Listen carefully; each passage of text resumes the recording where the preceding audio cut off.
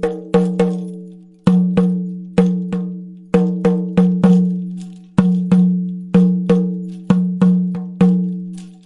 les bendiga, qué bueno estar nuevamente juntos para estudiar la palabra de Dios.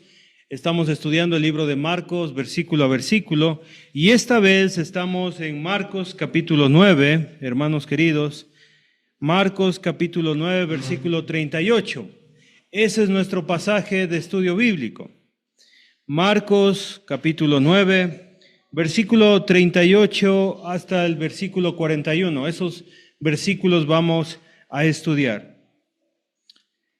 Hoy en día, las iglesias pueden tomar dos extremos en cuanto a su posición.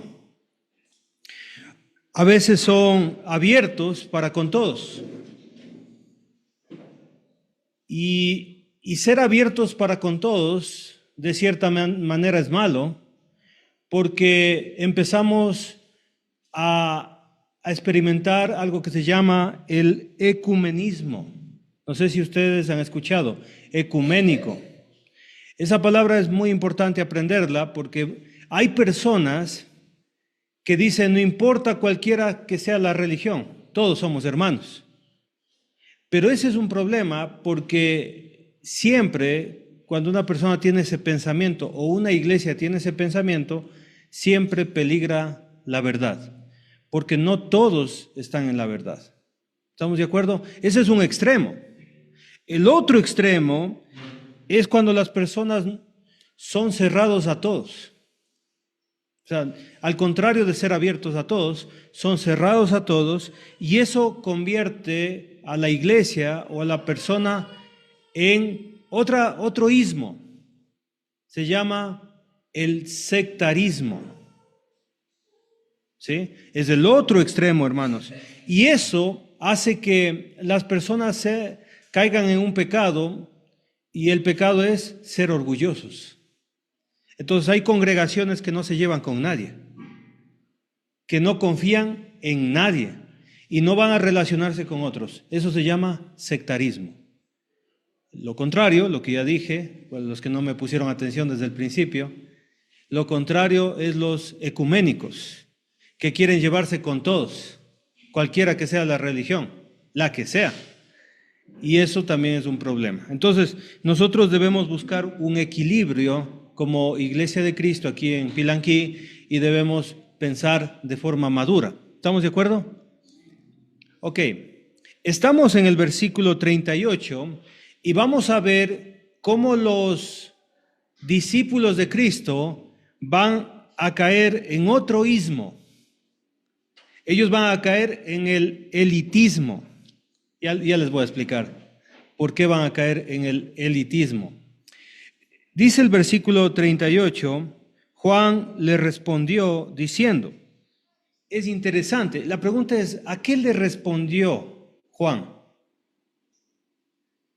Si usted se acuerda, la clase anterior vimos cómo el Señor Jesucristo, Él estaba pensando en su muerte, Él estaba pensando en el sacrificio en la cruz y todo lo que tenía que hacer el Mesías. ¿Se acuerda?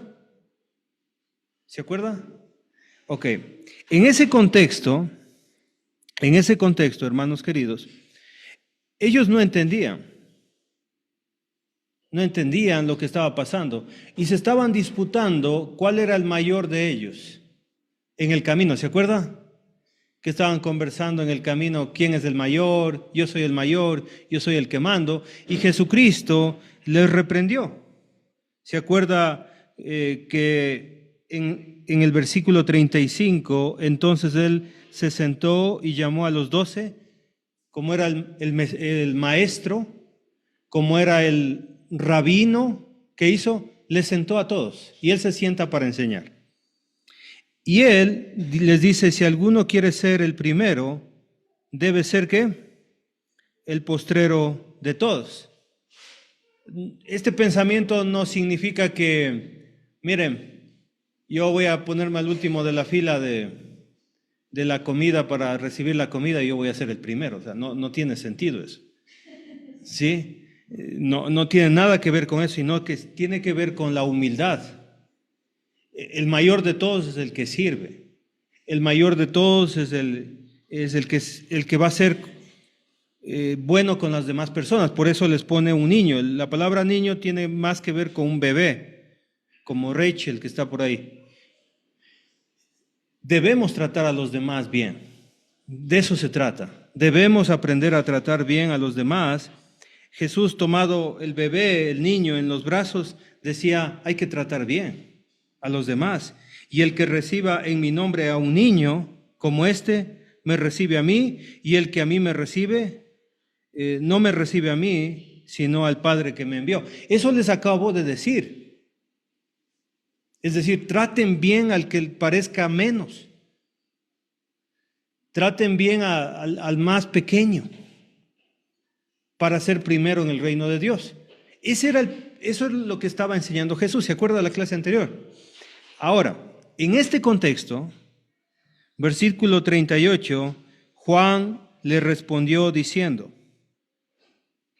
Juan responde a eso. Parece, hermanos queridos, que Juan fue tocado muy grande en su corazón. O sea, este mensaje le partió el alma, como a los otros discípulos, obviamente. Y él dice, maestro. Ahora, antes de hablar de lo que le va a decir Juan a Jesús, yo quiero que se acuerde de Juan. ¿Quién es Juan? Juan en la Biblia es conocido como el apóstol del amor, porque cuando hablamos de amor, vamos a citar las cartas de Juan, ¿no es cierto? Porque el discípulo amado, el discípulo que habla del amor, pero en realidad él no empezó así. ¿Se acuerda cómo empezó? Empezó con un apodo. ¿Cómo le llamó Jesús a Juan y a su hermano? Los hijos del trueno, los Boanerges, porque eran bien resabiados, eran de un carácter fuerte, querían que se haga todo como ellos quieren. De hecho, la mamá de ellos, y ellos van con la mamita, y ella le dice, mira Jesús, queremos pedirte algo. Jesús le dice, ¿qué será? Quiero que mis hijos, el uno esté a la derecha y otro a la izquierda. Ellos les gustaba la autoridad. Luego vemos a Juan y a Jacob cuando llegan a Samaria y los samaritanos no los atienden, no les dan hospedaje ni comida ni bebida. Le dicen a Jesús, Señor, ¿podemos orar para que del cielo caiga fuego sobre todos estos? ¿Se acuerdan?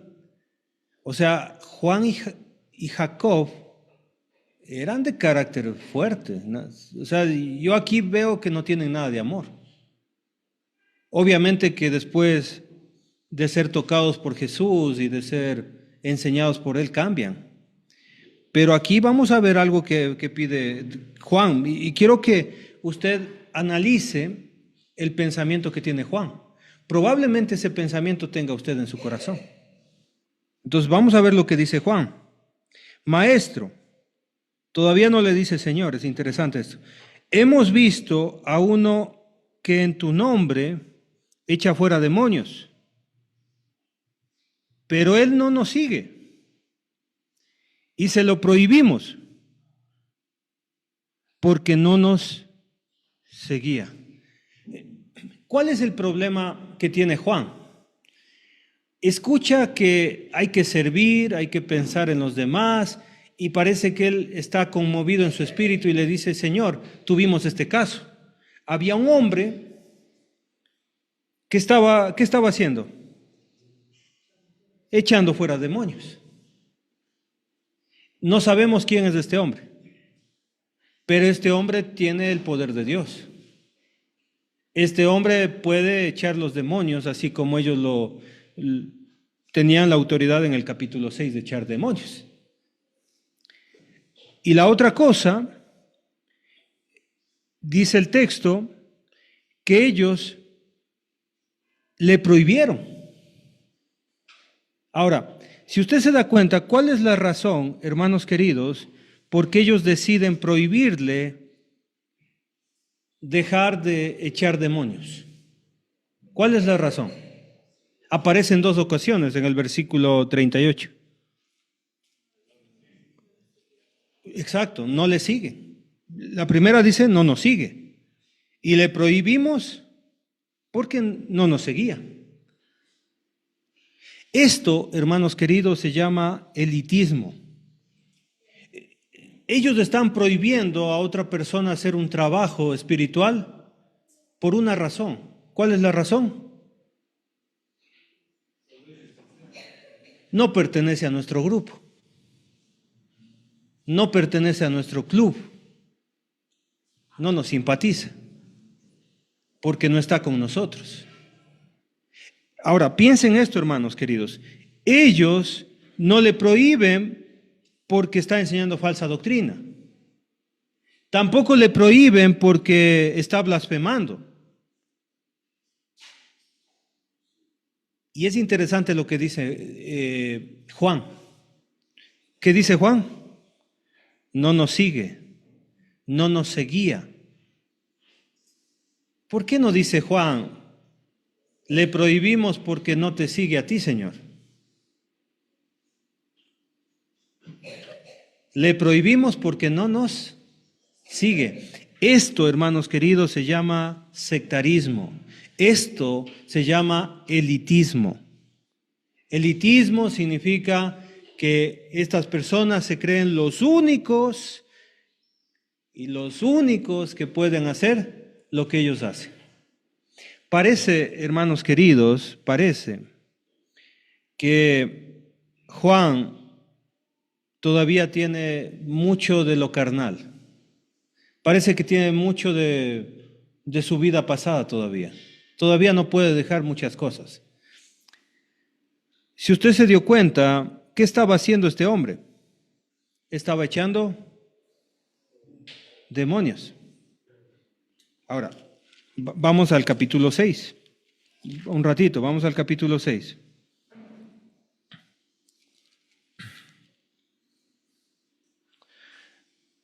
Versículo 7. Marcos 6, 7. Después llamó ¿a quién? A los 12 y comenzó a enviarlo de dos en dos y les dio ¿qué? Autoridad sobre los espíritus inmundos.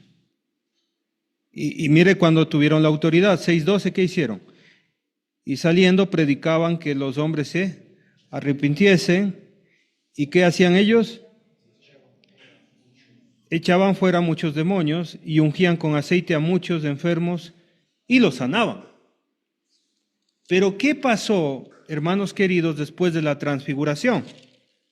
En el capítulo, si usted se acuerda, capítulo 9, versículo. Después de la transfiguración, versículo 9, capítulo 9, versículo 17. Y respondiendo uno de la multitud dijo, Maestro, traje a ti a mi hijo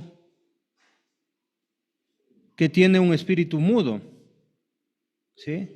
El cual donde quiera que le toma, le sacude y le echa espumarrajos y cruja los dientes y se va secando. ¿Y qué dice ahí? Y dije a tus discípulos que lo echasen fuera. ¿Qué dice? No pudieron, aún teniendo la autoridad de sacar demonios. ¿Sí?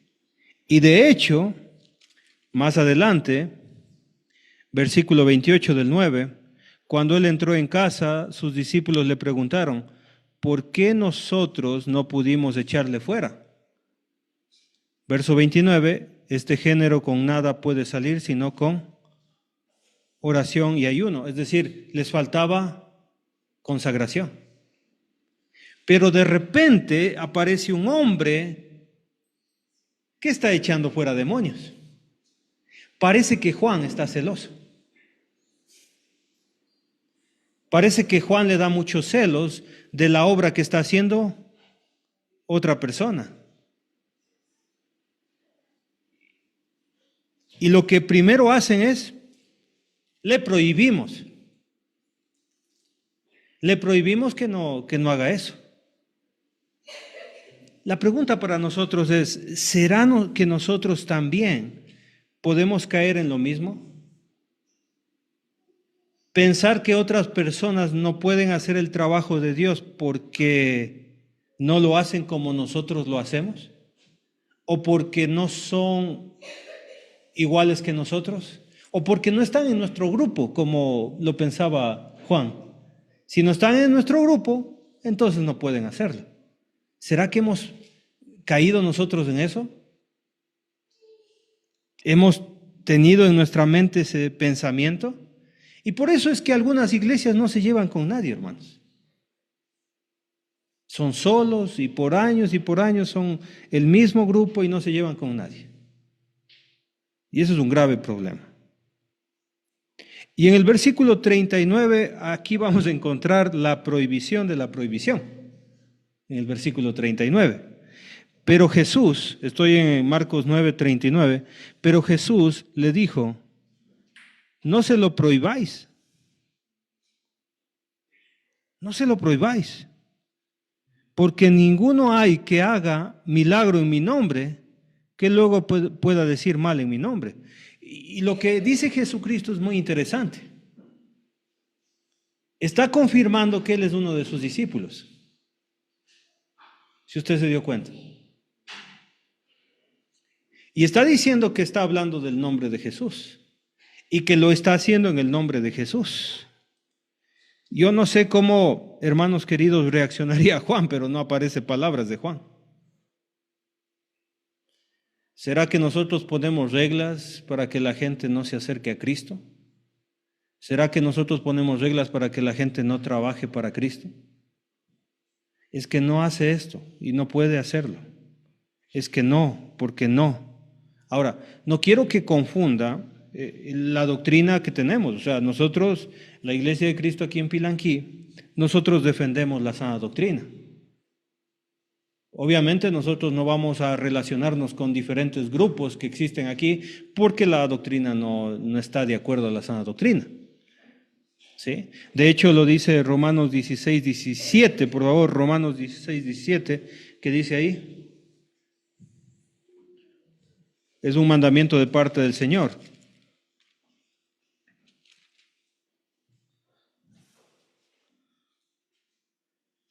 Romanos 16:17.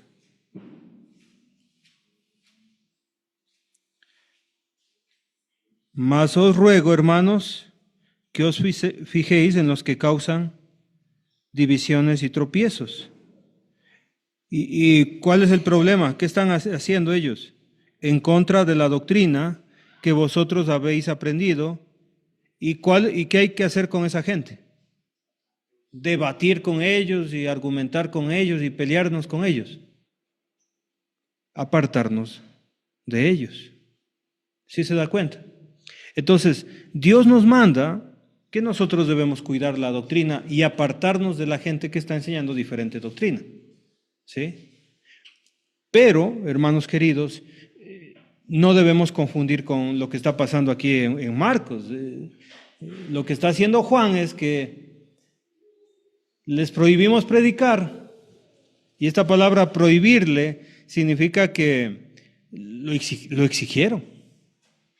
No, o sea, no te permitimos. Pero yo estoy haciendo en el nombre de Jesús, no te lo permitimos. Pero yo estoy trabajando, no te lo permitimos. ¿Sí se da cuenta? Estamos con un hombre de Dios que está predicando a Cristo y que está haciendo las cosas en el nombre de Cristo. Pero ellos se opusieron porque no pertenecía al grupo de ellos. ¿Entendemos la diferencia, hermanos? Mire lo que pasa en Judas. Judas capítulo único, versículo 3, antes de Apocalipsis. ¿Qué debemos hacer como cristianos? Judas único capítulo, versículo 3.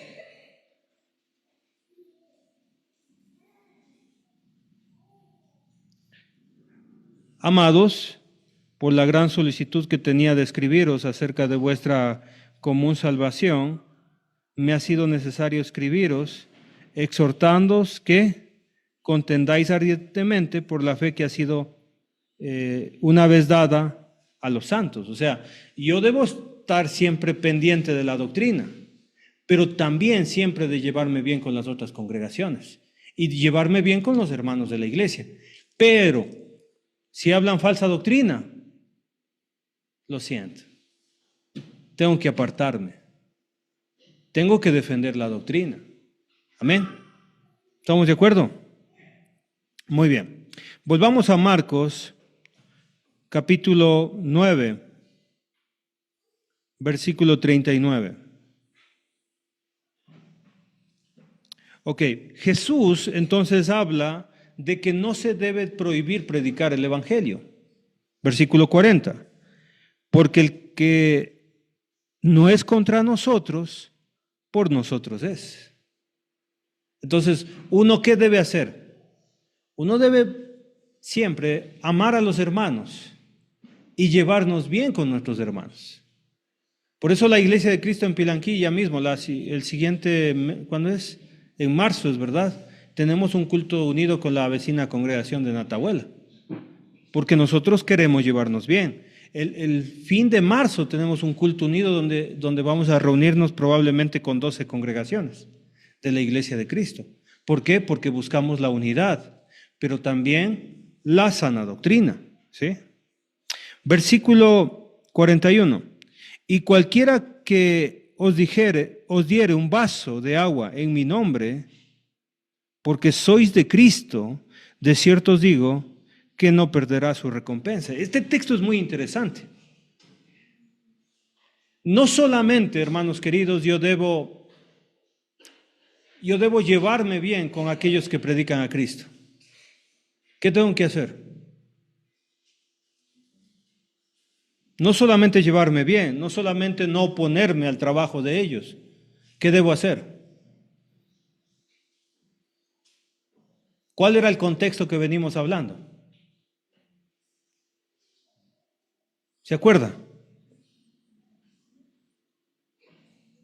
Versículo 37. ¿Se acuerda el contexto? ¿Qué debemos hacer? No solamente no debo oponerme al trabajo, no solamente no debo prohibir el trabajo, ¿qué debo hacer? Debo servir, hermanos queridos. Debo servir a aquel que está predicando a Cristo. Debo servir a aquel que está haciendo la obra de Cristo. Dice el texto, y cualquiera que os diere un vaso de agua en mi nombre. Parece que Jesús le está diciendo, mira, identifícate como un siervo de Dios. Mira cómo le estás tratando a él. Le estás prohibiendo predicar, le estás prohibiendo hacer la obra de Dios. ¿A ti no te gustaría que te dé un vaso de agua en mi nombre? ¿Sabes qué? El que da un vaso de agua a un siervo de Dios en mi nombre, ¿qué dice? ¿Qué va a tener? Recompensa. No va a perder la recompensa. Y eso me enseña, hermanos queridos, a nosotros una gran reflexión. ¿Qué estamos haciendo con los siervos de Dios? ¿Les estamos animando a seguir trabajando para el Señor?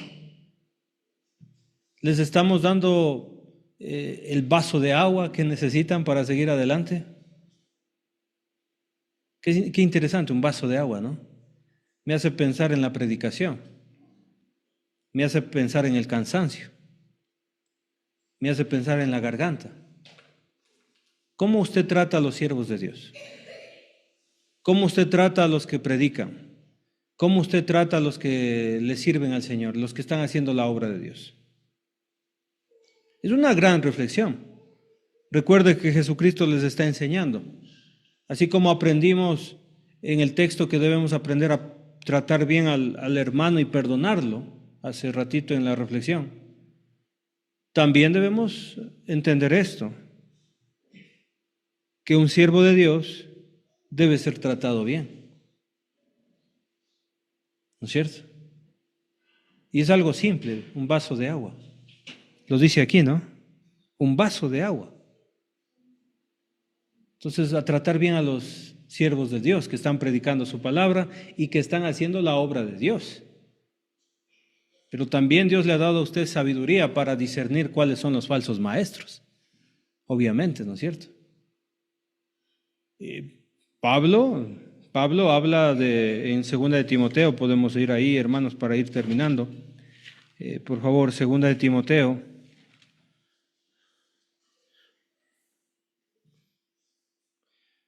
Capítulo 2, versículo 14. ¿Cómo debe ser el obrero preparado que predica la palabra?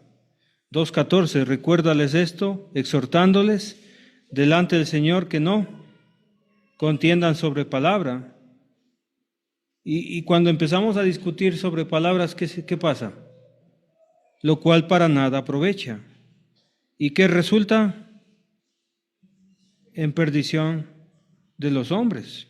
Capítulo 2, versículo 23. Desecha las cuestiones necias e insensatas, sabiendo que engendran contiendas. Y aquí está cómo debe ser el predicador.